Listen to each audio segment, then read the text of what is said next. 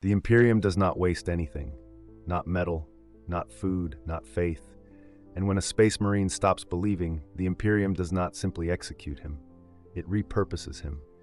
Because in the calculus of the Emperor's domain, even doubt has a function. You need to understand, this is not a story about corruption. This is not about chaos.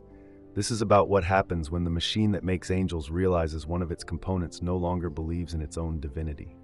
A space marine is not born, he is constructed.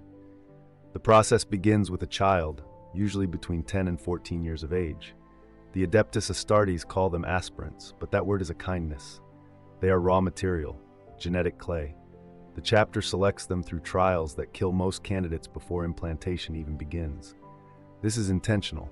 The trials are not meant to find the worthy, they are meant to eliminate the defective. Those who survive face the gene seed. 19 organs, each one a genetic miracle recovered from the Emperor's own work 10,000 years ago. The Preomnor, which allows the marine to eat anything and extract nutrition. The Osmodula, which rebuilds the skeleton into something that can support power armor. The Biscopia, which creates muscle tissue dense enough to crush ceramite. The catalepsian node, which removes the need for sleep. The oculobi, which makes the eye's weapons targeting systems. The liman's ear, which grants perfect balance. The Sazon membrane, which allows for suspended animation. The melanochrome, which adapts skin to any radiation. The oolitic kidney, which filters any toxin. The neuroglottis, which turns taste into chemical analysis. On and on and on. Each organ is implanted over years. Each one requires hypnotherapy, chemical conditioning, psycho-indoctrination. The aspirant's body is rebuilt piece by piece. His mind is carved and shaped by doctrine, delivered during fugue states, during surgical procedures, during the moments between waking and unconsciousness when the self is most malleable. But more important than any organ is the indoctrination itself. The hypno-conditioning is not mere training, it is architecture. It builds mental structures that cannot be dismantled without destroying the mind entirely. Loyalty becomes reflex, duty becomes instinct, faith becomes foundational. The Codex Astartes is not memorized, it is written into the nervous system. The Emperor is not worshipped, he is imprinted into the amygdala, the hypothalamus, the very brainstem. A space marine cannot doubt the Emperor the way a baseline human cannot doubt gravity. This is by design. Because the Imperium learned long ago that faith is the only thing holding reality together. And space marines are the anchors. They are not men in the way that term once meant. They are biological weapons designed to radiate certainty in a universe designed to devour hope. When the indoctrination works, a space marine can fight for centuries without questioning. He can watch his brothers die. He can see worlds burn. He can deliver the Emperor's mercy to children and the elderly and the sick. He can do all of this without hesitation, because the architecture inside his skull does not permit hesitation. But architecture can crack. His name was Septimus. Brother Septimus of the Crimson Castellans, 4th Company, Tactical Squad Ferrum. He had served for 173 years. He had fought on 42 worlds. He had killed 17,309 enemies of the Imperium, each death recorded in his armor's cogitator and uploaded to the chapter archives. He was not special. That is important to understand. Septimus was not a hero. He was not a champion. He held no rank beyond the basic battle brother designation. His record was clean but unremarkable. He had never been singled out for commendation, had never been reprimanded. He was, in every sense, exactly what the Imperium designed him to be, a functional component in an army of functional components. He had brown hair, cropped short in the way of his chapter. His eyes were gray, the color leached out by gene seed alterations. His face bore no scars of consequence. When he removed his helmet, which was rare, he looked like what he was, a weapon at rest. Septimus did not think of himself as human anymore. That was the first thing the hypno-conditioning removed. Humanity was weakness. Humanity was doubt. Humanity was the thing the Emperor had tried to transcend. For 173 years, Septimus believed this without question. And then he went to Vordrotha VI. Vordrotha VI was not an important world. It was a hive world, yes, but one of thousands. Population, 42 billion. Output, unremarkable. Strategic value, negligible. It had been part of the Imperium for 6,000 years, paying its tithes, sending its sons to the Guard, exporting its ore and chemical compounds, and printed devotional texts. The Crimson Castellans were not sent to Vordratha VI to save it. They were sent to retrieve a data vault from the planetary governor's palace before the world fell to an Ork wog that had already consumed 3 systems in the sector. The data contained gene seed records, chapter histories, purity seals from the 8th founding, irreplaceable information.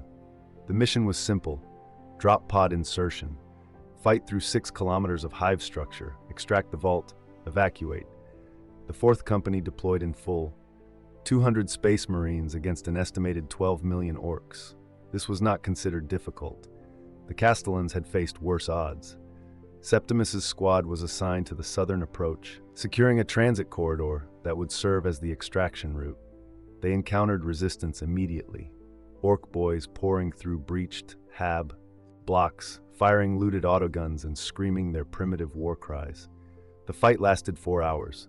Septimus killed 163 Orks. He expended 612 bolter rounds. He suffered no injuries. His armor registered 14 impacts, none penetrating. Tactical Squad Ferrum performed exactly as doctrine demanded. But during the fight, while advancing through a collapsed transit hub, Septimus saw something. A child. Female. Perhaps 8 years old. She was hiding in a ventilation shaft, pressed against the metal grating, staring down at the battlefield. Her clothes were burned. Her face was covered in ash. She was not crying. She was not making any sound at all.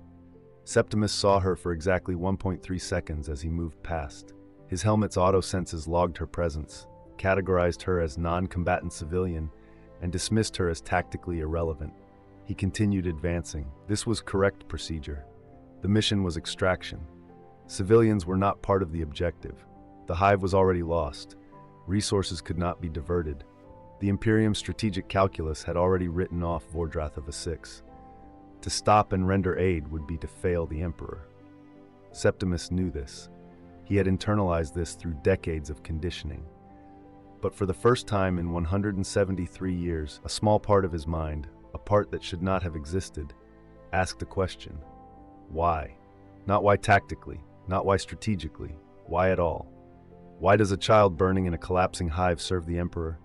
The question lasted for 0.8 seconds before the indoctrination crushed it. Septimus did not consciously register the thought.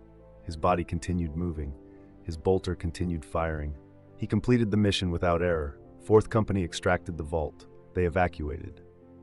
Vordratha VI fell 6 hours later when the Orks overran the spaceport. 42 billion people died over the next 3 weeks, either killed by xenos or consumed by the planet's ecological collapse. The Crimson Castellans filed their report. The Administratum updated its records. Vordratha VI was reclassified as perdita. Everything proceeded normally, except inside Septimus's mind something had changed. A crack, hairline, invisible, but present.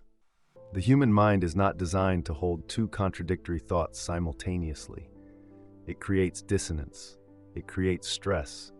And stress, in a Space Marine's augmented biochemistry, is a chemical signal that the body tries to resolve. Septimus did not realize he was thinking about the child. The catalepsin node allowed him to function without sleep, but even Space Marines entered rest cycles where the mind processed information. During these cycles, Septimus began experiencing something his training had no category for: intrusive memories. The girl's face, the ventilation shaft, the ash on her skin. He did not remember choosing to think about her. The memories simply appeared, unbidden, during the moments between wakefulness and activity. His enhanced recall meant the image was perfect. Every detail, the exact angle of her head, the pattern of burns on her clothing, the way her fingers gripped the grating. Septimus tried to dismiss the memories. He recited the litany of hate. He reviewed the Codex Astartes. He performed his maintenance rituals with meticulous precision, but the memories persisted. After 3 weeks, he began experiencing secondary symptoms. Delayed response times, minor but measurable. His reaction speed decreased by 0.4 seconds during combat drills. His accuracy dropped by 2%. His hormone balance shifted slightly, indicating elevated stress markers. The chapter apothecaries noticed. This is what they were designed to do. An apothecary's role is not merely to heal wounds. They monitor gene seed purity. They track physiological deviations. They identify flaws before they propagate. Brother Apothecary Hadrian summoned Septimus to the apothecarian for examination. The process was routine. Blood samples, genetic analysis, neural scans. Hadrian worked in silence, his movements efficient and clinical. Septimus stood motionless in the examination chamber, his body a landscape of scars and augmetics and perfectly calibrated muscle. "Your cortisol levels are elevated," Hadrian said. His voice was flat, reporting data. "Your amygdala shows increased activity. Your sleep cycle neurochemistry is abnormal." "I feel no impairment, brother," Septimus replied. "Feeling is irrelevant. The data indicates stress. I have served without error. Error is not the only concern. Deviation is." Hadrian turned to his cogitator, entering notes. "Have you experienced intrusive thoughts?" The question was standard, part of the psychological screening protocol. Space Marines were taught to report any mental irregularity immediately. It was the first lie he had told in 173 years. Hadrian logged the response. "I am prescribing chemical adjustment. Report to the apothecarian daily for the next week." "Yes, brother." The chemical adjustment was a mixture of neurochemical stabilizers and mild psychotropic compounds designed to suppress anomalous brain activity. For most Space Marines, it would have resolved the issue. The mind would recalibrate. The intrusive thoughts would cease. But for Septimus, the chemicals did something unexpected. They made the crack wider. Suppressing a thought requires acknowledging the thought exists. The chemicals dulled Septimus's emotional responses, but they could not erase memory. His enhanced recall meant every detail remained perfect, crystalline, permanent. And the more the drugs tried to suppress his awareness of the child, the more his subconscious focused on her. Why was he being chemically adjusted for remembering a single civilian casualty? He had seen millions die. He had personally killed thousands. Death was the Imperium's currency. Death was inevitable. Death was righteous. But he had never been drugged for noticing it before. That thought, small, dangerous, opened others. He began reviewing his own memories with a scrutiny that should not have been possible. The indoctrination should have prevented it. But cracks in architecture allow light through. He remembered the hive worlds he had fought on, not as tactical environments, but as places where people lived. He remembered the refugee columns he had ignored during evacuations. He remembered the conscripts forced into frontal assaults while Space Marines took strategic positions. He remembered the ecclesiarchy priests who blessed the dying and told them their suffering pleased the emperor. He remembered the chapter serfs, baseline humans who served the Crimson Castellans for their entire lives. They maintained the armor, they loaded the ammunition, they prepared the food. They lived in the lower decks of the fortress monastery, never seeing daylight, never leaving, born into service and dying in it. Septimus had never questioned this. They were part of the system, but now he saw them differently, not as components, as people who had no choice. The realization came slowly, like glacial movement, over weeks, then months. Septimus began to understand something terrible. The Imperium was not defending humanity. It was consuming it. Every war was a harvest. Every tithe was extraction. Every prayer was a distraction from the reality that 10,000 years of loyalty had produced nothing except more war, more death, more systems failing while the machinery ground on. The Emperor was not protecting mankind. He was entombed in a golden throne, consuming 1,000 psychers a day just to keep the Astronomicon burning. He was not a god. He was a corpse on life support. And the Imperium had built a religion around the necessity of feeding him. Space Marines were not angels. They were tools. Biological weapons manufactured to enforce compliance and kill efficiently. The gene seed was not a blessing, it was a leash. The hypno-conditioning was not enlightenment. It was lobotomy by installment. And faith was the drug that kept the entire system from collapsing into honest horror. Septimus understood this now, not as heresy, as fact. He stood in his cell, staring at the purity seals on his armor. Each seal represented a prayer. Each prayer was a lie. Each lie was voluntary. He thought about the child on Vordrathava 6. She had died because saving her did not serve the Imperium's strategic interests. 42 billion people had died for the same reason. and the Imperium recorded their deaths as acceptable losses and moved on. He thought about how many times he had delivered those deaths personally, how many times he had heard the screams and continued firing because the screaming was tactically irrelevant.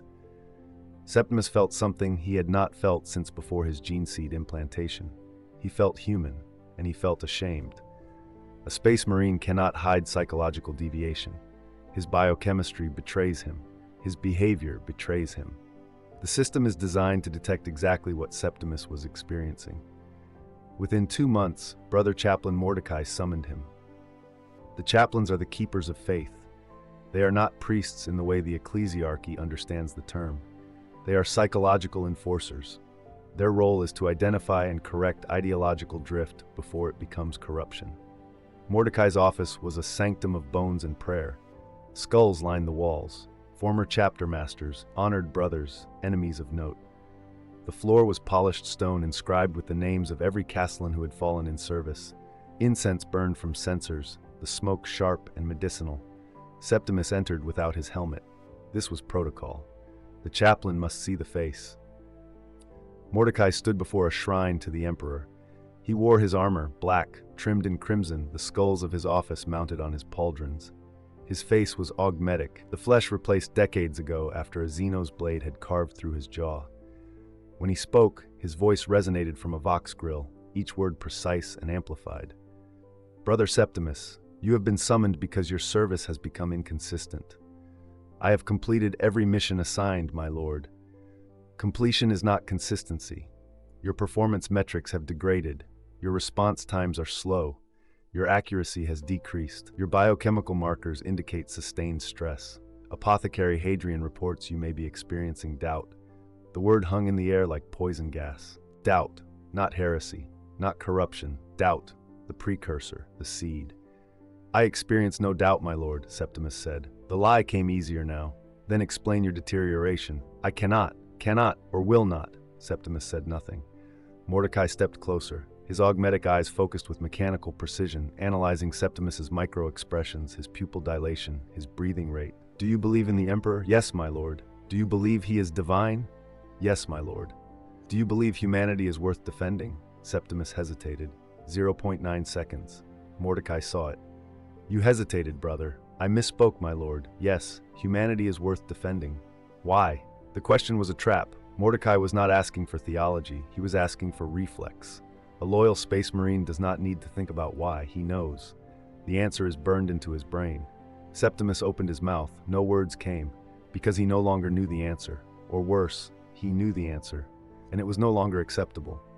Humanity was worth defending because the Emperor commanded it. But the Emperor was silent, had been silent for 10,000 years. The Imperium defended humanity by grinding it into ammunition.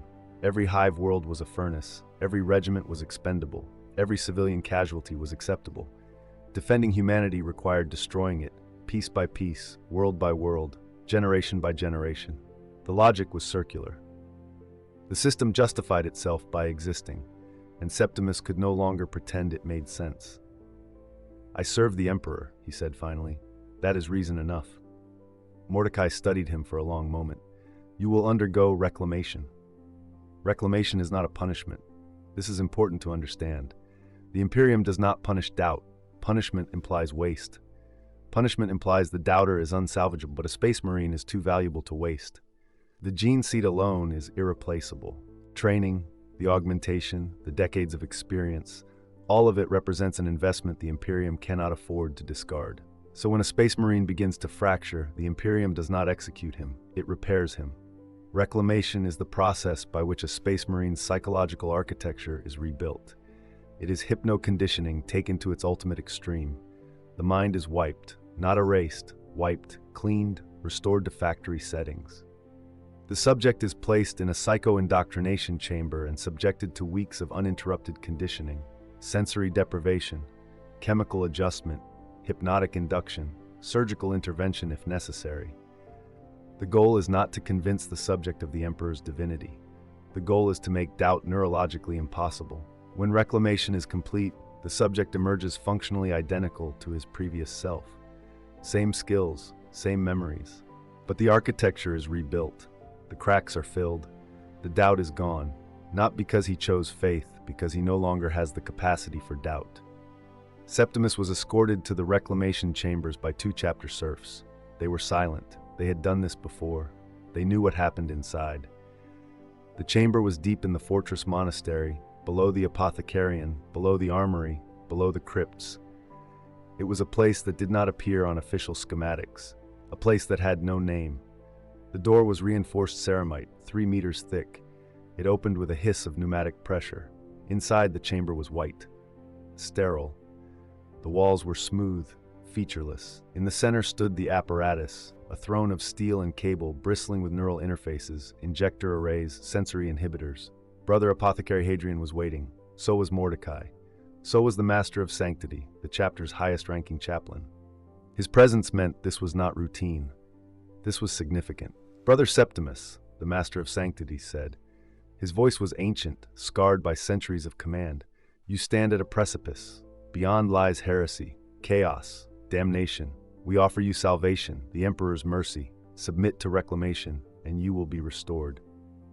Septimus looked at the throne. He looked at the neural interfaces. He understood exactly what they would do. They would erase him. Not his body, not his memories, but the part of him that had started to question. The part that remembered the child, the part that felt shame, the part that was still human. I submit, Septimus said. It was the only answer that kept him alive, but it was also the final lie.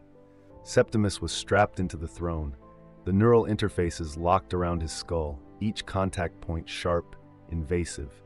The injector arrays calibrated, preparing the chemical cocktail that would render him suggestible. The sensory inhibitors activated, plunging him into silence and darkness. Hadrian began the pre-procedure checklist. Mordecai recited the litany of sanctity. The Master of Sanctity placed a hand on Septimus's shoulder, delivering a final benediction. And in that moment, strapped down, blind, helpless, Septimus made a choice. The indoctrination was designed to prevent choice. It was designed to replace volition with reflex.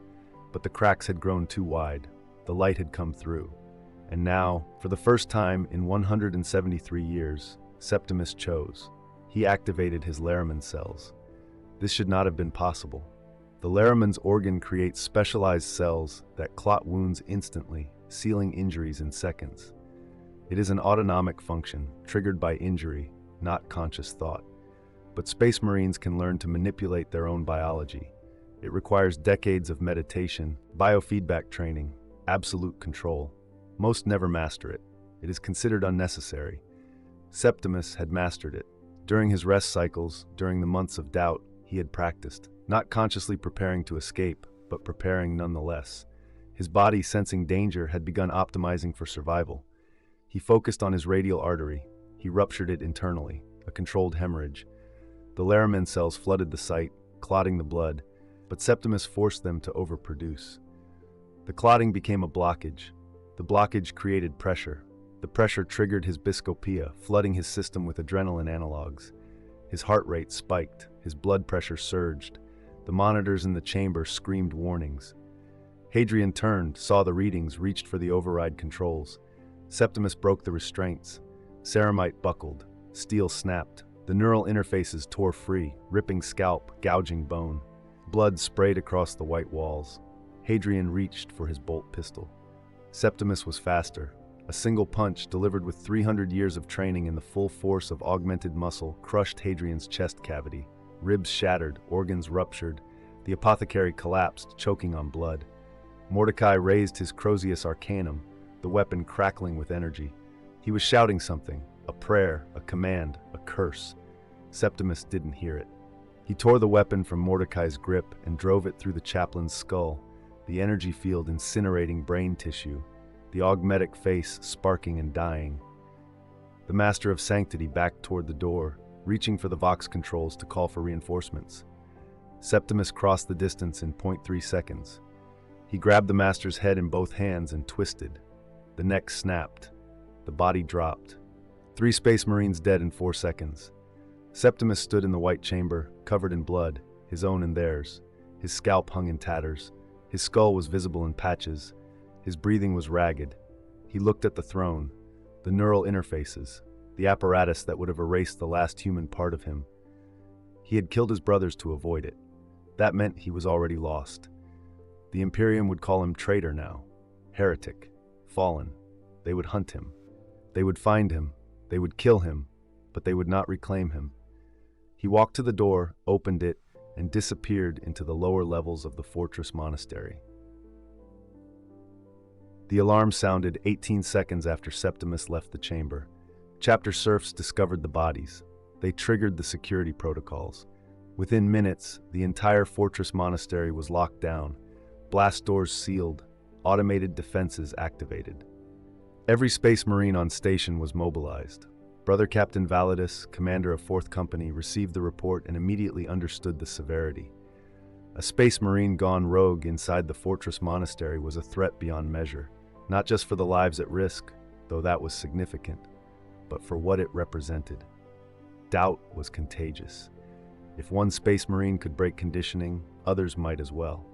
The gene seed might be flawed. The hypno-conditioning might be insufficient. The entire chapter could be compromised. This could not be allowed to spread. Validus ordered 4th Company to sweep the lower levels. He authorized lethal force. He declared Septimus excommunicate traitorous. The hunt began. Septimus had advantages. He knew the fortress monastery better than most. He had served there for over a century. He knew the maintenance tunnels, the ventilation systems, the emergency exits that had not been used in decades.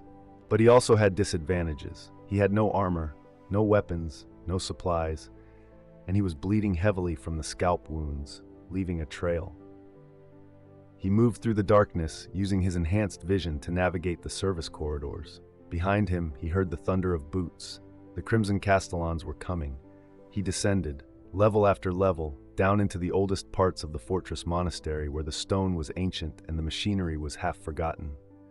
These were the depths where chapter serfs rarely went, where the air was stale and the lighting had failed decades ago. He found a maintenance alcove and stopped, pressing his hand against the scalp wounds. The Laraman cells were working, but slowly. He needed time to heal. Time he did not have. He heard voices echoing from above, tactical vox chatter. His brothers, coordinating the search pattern. Sector 12 clear. Sector 15 clear. Blood trail in Sector 19. Moving to intercept. They were close. Septimus continued moving. He reached a junction where 3 corridors met and paused, trying to remember the layout. The fortress monastery was vast, a structure that had been built and rebuilt over millennia.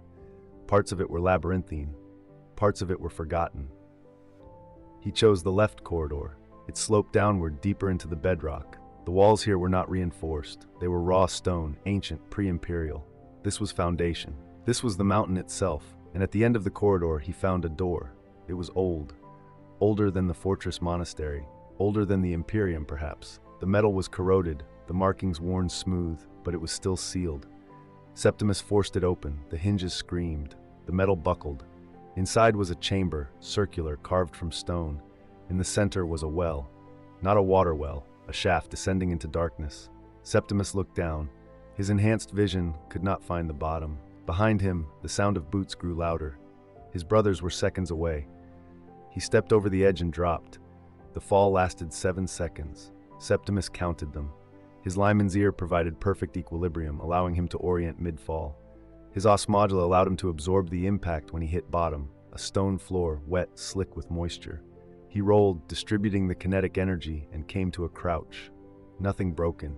He was deep now, far below the fortress monastery, in spaces that had not been entered in centuries, perhaps longer. The air was different here. Cold, stale, it smelled of minerals and time. He heard nothing from above. The shaft was too deep for sound to carry easily. His brothers would find the door, see the shaft, and assume he had died in the fall. It bought him time. He activated his oculoby fully, pushing his vision into infrared spectrums. The chamber around him resolved into shape. Walls, passages, ancient masonry. This was not Imperial construction. The proportions were wrong, the angles were wrong. This was older, pre-Unity perhaps, or older still.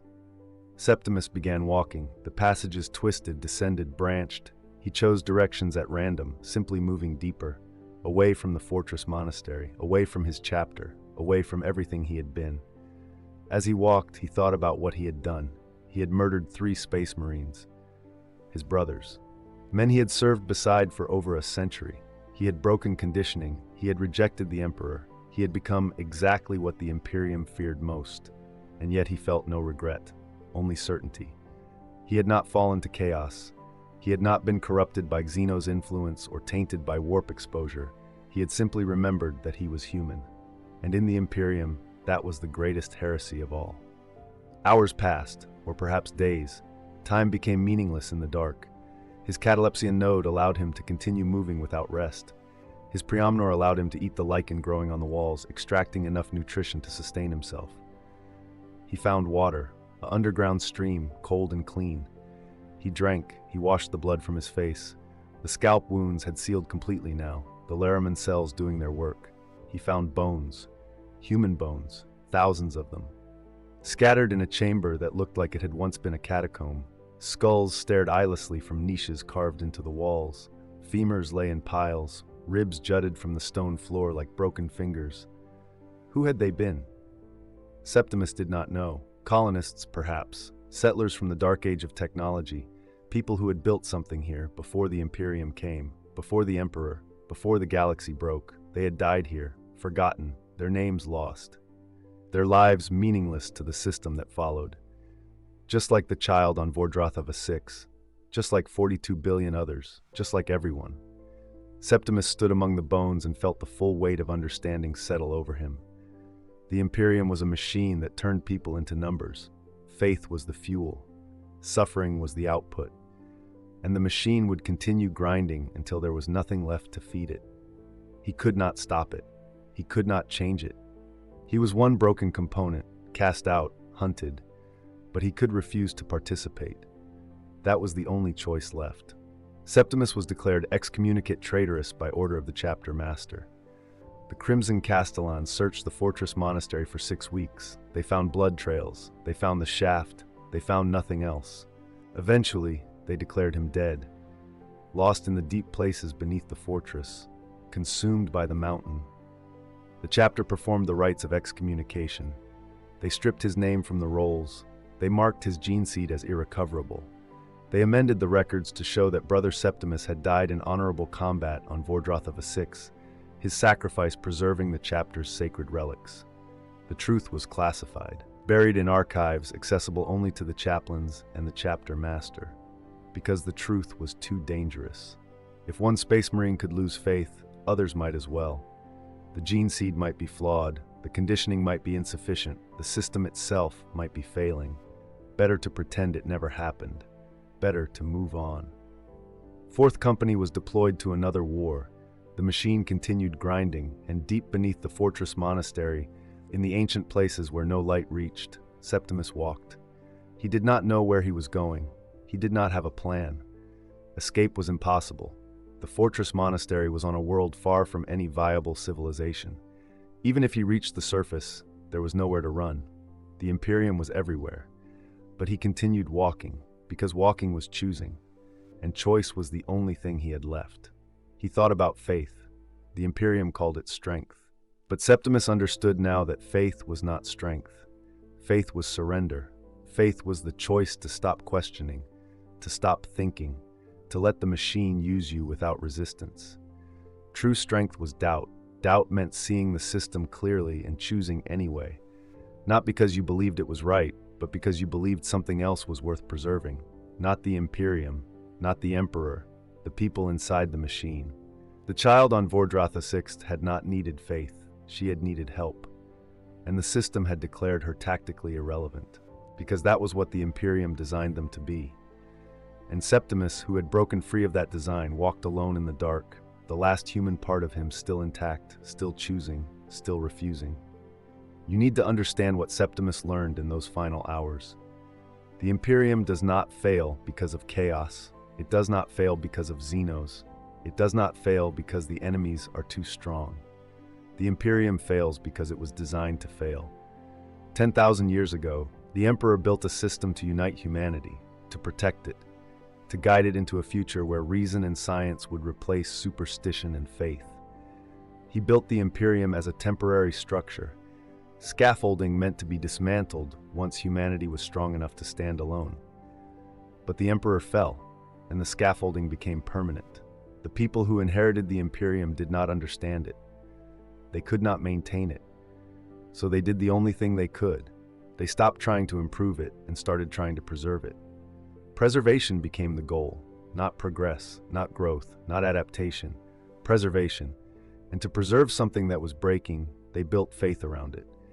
They made the Emperor a god because gods do not need to make sense. They made suffering holy because suffering was inevitable. They made ignorance a virtue because knowledge led to questions. The system became self-sustaining. Faith justified the system. The system justified faith, and anyone who questioned either was eliminated. Not because they were wrong, because they were dangerous. Septimus had become dangerous the moment he asked why. Not why tactically, not why strategically, why morally. And the Imperium has no answer for that question. It was never designed to answer it. It was designed to make the question impossible to ask. This is what Space Marines are for, not to defend humanity, to enforce certainty, to radiate faith so powerfully that baseline humans stop questioning, to be living proof that the Emperor's will is absolute. When a Space Marine loses faith, the entire system fractures. Because if angels can doubt, what hope do mortals have? So the Imperium does not allow Space Marines to doubt. It chemically prevents it, surgically removes it, hypnotically conditions against it. And when that fails, it kills the doubter and erases the evidence. Septimus understood all of this as he walked deeper into the mountain. He understood that his death had already been written. The moment he hesitated before the Master of Sanctity, the moment he felt shame for the child on Vordrothava 6, the moment he remembered he was human, his fate was sealed. The Imperium would find him eventually, or he would starve in the deep places, or he would go mad from isolation. It did not matter. He had already won, because he had remembered. On what Septimus estimated was the 43rd day, though time had become meaningless, he heard something. A voice, not a hallucination. His catalepsian node prevented the kind of sensory degradation that produced delusions. Not a Vox transmission. He was too deep, too far from any network. A voice, human, distant, echoing through the stone passages. Septimus stopped walking. He listened. Down here, careful.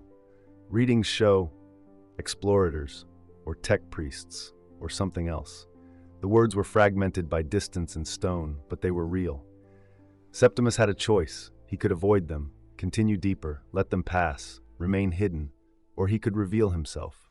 For 43 days, he had been alone with his thoughts, alone with his realization, alone with the understanding that the Imperium was a meat grinder that called itself salvation. He had broken free. He had refused to participate. But what good was that knowledge if it died with him? Septimus moved toward the voices. They were not explorators. They were humans. Baseline, unaugmented. A group of 7, dressed in worn clothing, carrying primitive lamps and mining equipment. They looked like hivers, or underhive dwellers. People who had lived their entire lives in the dark places beneath civilization. When they saw Septimus emerge from the shadows, they froze. A Space Marine. Even without armor, even covered in grime and dried blood, even with his scalp still healing in patches, he was unmistakable. The sheer size, the muscle density, the way he moved. One of them, a woman, perhaps 40 years old, her face scarred and weathered, raised a weapon. A stub gun, crude, poorly maintained. "Stay back," she said. Her voice was steady despite her fear. Septimus stopped. He raised his hands slowly, palms forward, the gesture of peace. "I am not here to harm you," he said. His voice was wrong. Too deep, too resonant. Space Marines were not built for reassurance. "You're one of them," another said. A man, younger, holding a mining pick like a spear. "You're one of the angels." "I was," Septimus said. Silence. The group exchanged glances. The woman with the stub gun did not lower it. "Why are you here?" she asked. "I am hiding." "From what?" "From my chapter, from the Imperium." More silence. This did not make sense to them. Angels did not hide. Angels did not flee. "Why?" the woman asked. Septimus considered his answer carefully. These people had lived beneath the fortress monastery their entire lives, most likely. They were probably descendants of the original colonists, driven underground by the chapter's arrival centuries ago. They survived in the deep places, forgotten, invisible. They knew what the Imperium was. "I remembered that I was human," Septimus said. The woman studied him for a long moment. Then, slowly, she lowered the stub gun. You're the one they're hunting, she said. We heard them, weeks ago, searching the lower levels. They never come down this far, but we heard them. Yes. Why did they hunt you? Because I refused to forget. Forget what? What the Imperium does to people like you. The woman's expression shifted, not softening. She had lived too hard a life for softness, but understanding, recognition.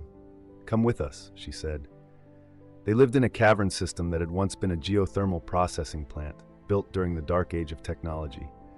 The machinery was long dead, but the structure remained.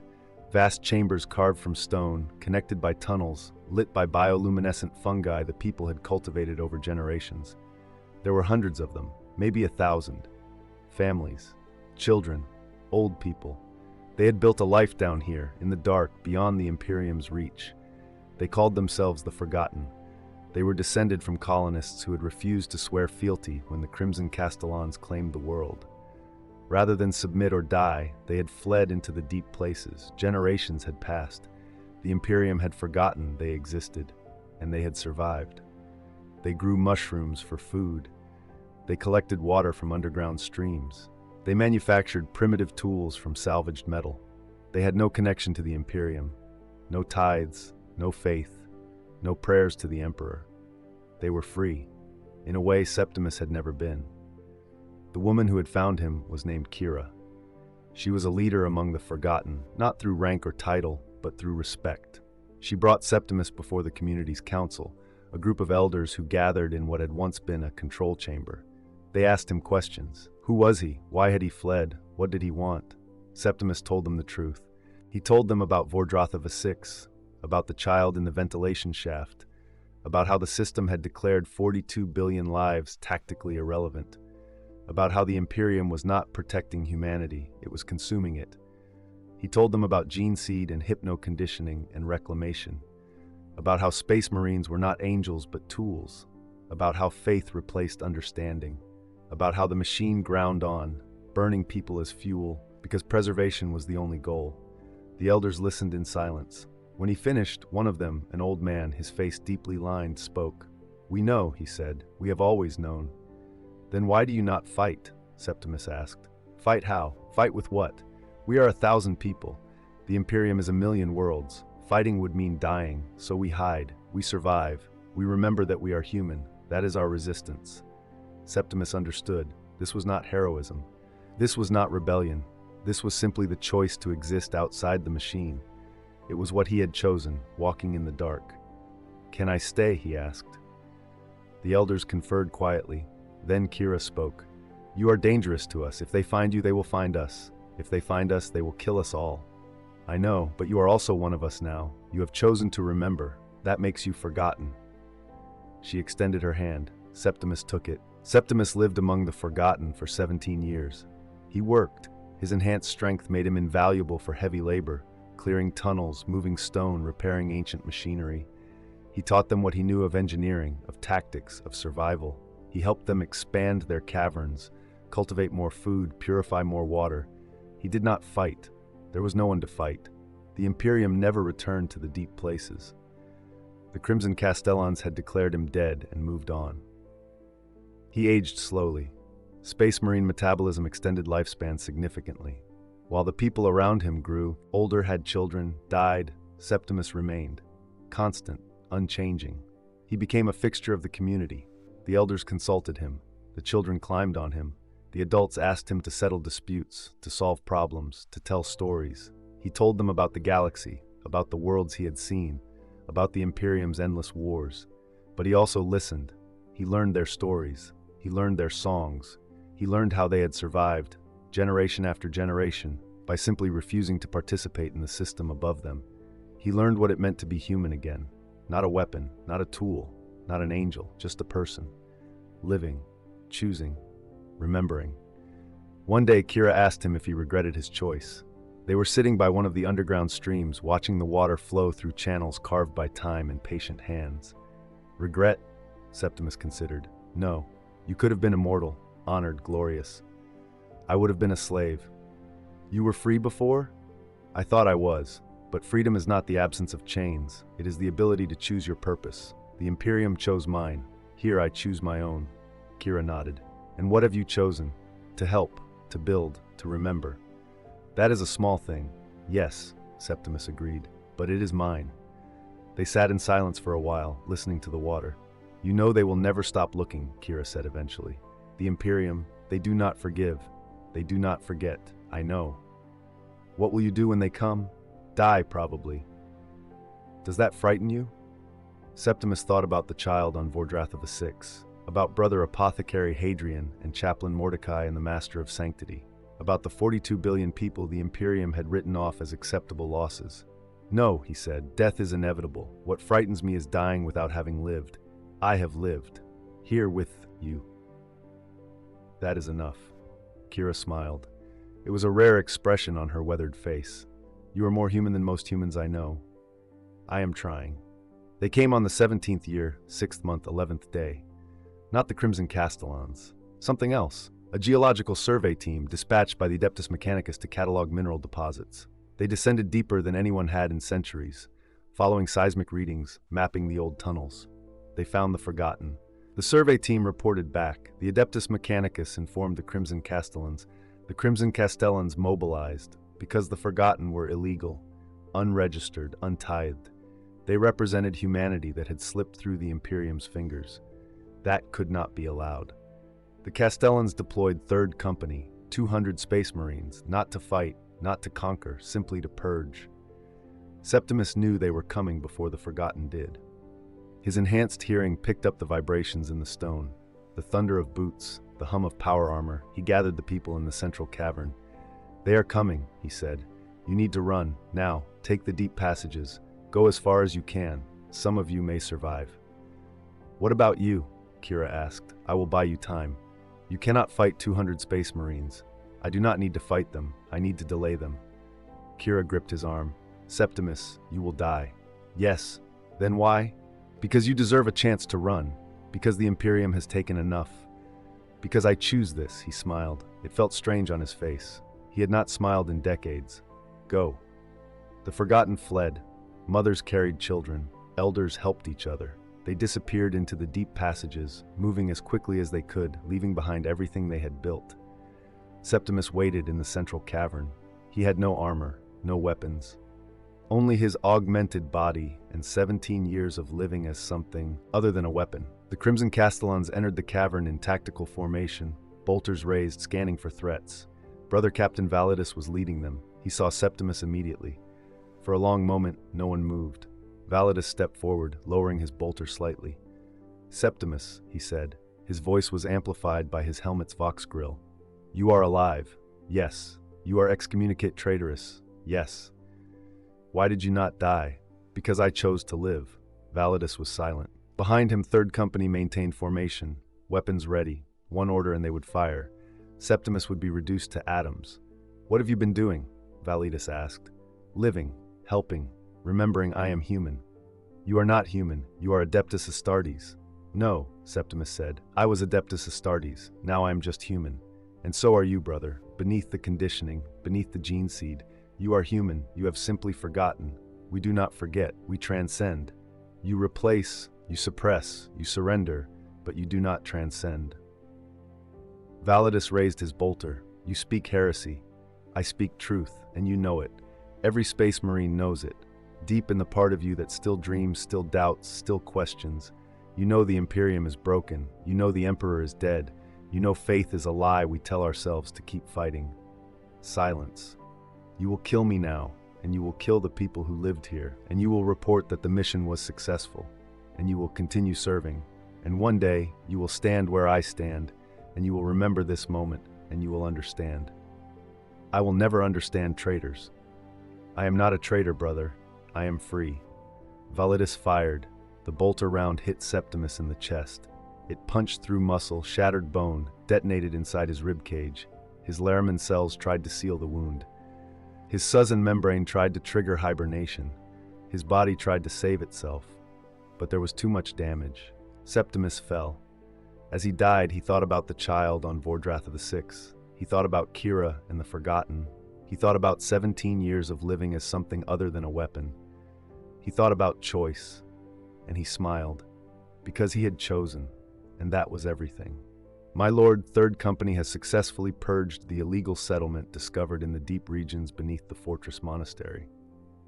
Approximately 947 unregistered humans were eliminated. No survivors detected. During the operation, we encountered Brother Septimus, previously declared excommunicate traitorous and presumed dead. He was terminated immediately upon contact. His gene seed was unrecoverable due to excessive damage.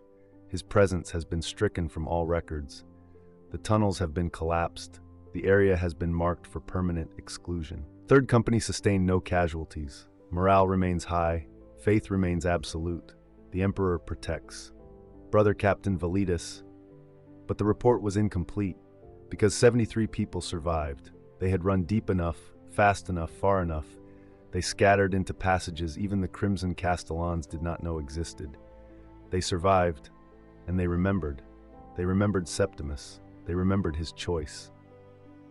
They remembered that a space marine, an angel of the Imperium, had chosen to be human. They told their children told their children. The story spread, quietly, carefully, through the underhives, through the workers, through the forgotten people living in the spaces between the Imperium's awareness. The story of the angel who remembered he was human. It was not a rebellion, it was not a revolution, it was just a story. But stories are dangerous. Stories are seeds. Stories grow in the dark, and the Imperium, for all its might, for all its faith, for all its certainty, cannot kill stories. He walked among us, the broken angel, he who remembered, he who chose, he who died so we might run.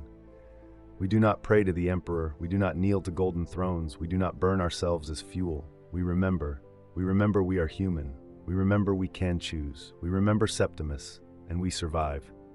Oral tradition of the forgotten, passed through generations, never written, never sanctioned, never stopped.